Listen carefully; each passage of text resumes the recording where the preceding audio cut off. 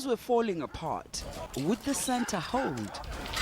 It was the best of times and the worst of times. A time of death, a time of rebirth. In KwaZulu-Natal, the IFP was agitating for the cessation of KwaZulu. It wanted certain constitutional guarantees before it agreed to participate in an all-race poll.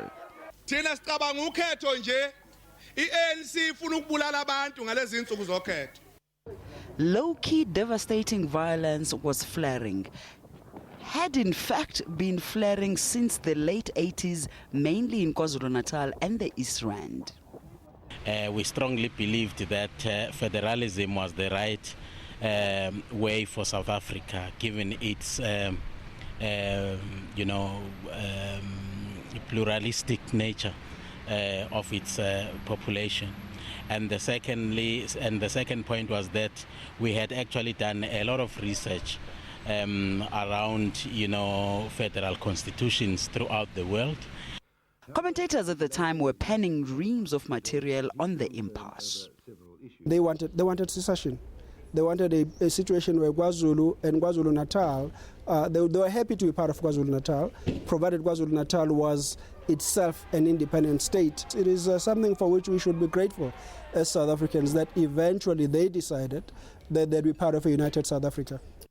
ANC veteran, communist and a key democracy negotiator, Mac Maharaj, recalled those heady days. They were clinging to what they had, even though what they had was meaningless in changing the lives of the people. It was a force that we had to reckon with.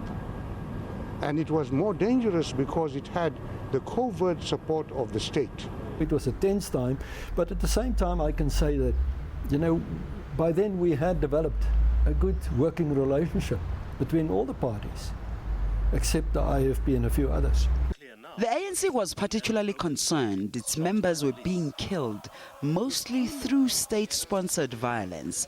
The revered Nelson Mandela appealing to people to throw their weapons into the sea.